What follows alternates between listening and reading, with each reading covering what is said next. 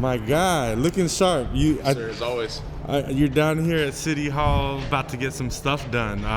What's going on? What is the deal? When I stood out in front of Huntington Pier and we dealt with the protesters, they said they'd come down and destroy Huntington, and had to call a bunch of my buddies, and we literally sat there for almost 9 hours just to protect our city, and nothing ever happened. The officers did an amazing job, so it gave me an idea to get into law enforcement.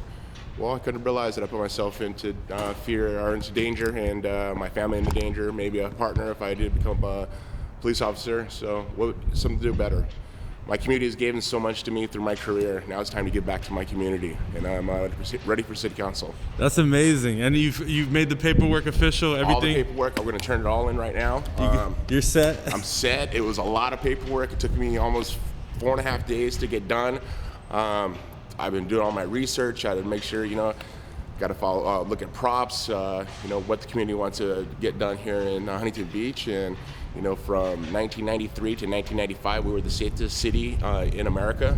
And I want to bring safety back to our city. I think it's very important for the community and the future of my children. Look, one of your closest friends, Donald Trump. Yes. You have a relationship. It's like a real friendship. Yes. Have you reached out to him? Has he given you any advice? I haven't reached out to him yet. Donald Trump Jr. reached out to me and said, "I heard you're running in Huntington Beach. Go get him, champ." I'm very thankful of that, but I'm not a politician, and I understand that.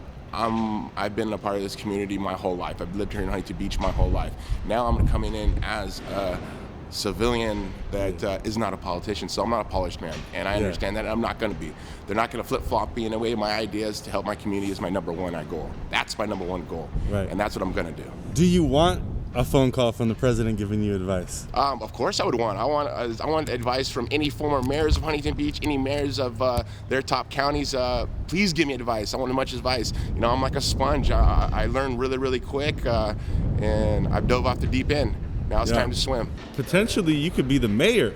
If you make it to city council, so you could be the mayor. Well, that's how the idea was to be mayor of Huntington Beach, but you got to run through city council first, and then you're appointed as mayor of Huntington Beach. I think I could fill those shoes 100%, but right now my main focus is to work on the community, work on the safety of our city, of course, the small businesses, and just the environment. We live on the coastal beach. I mean, it's really important. There's some big buildings. Poseidon is one of them that are trying to do building here for desalination of the water. I mean, there's a lot of intel that I have been doing, a lot of stuff I got to educate myself on to make sure that I understand it, but I'm hopping into politics head first at the deep end, and let's swim, and I'm ready for it. It sounds like you've done your research, and I took a crash course in the last 3 weeks, and I'm an educational guy where education is really important to me. Not just for me, but for my kids. I want to teach them. My kids are 11 twin boys, and I'm already teaching them politics stuff, so they understand. And I just say, just do the right thing.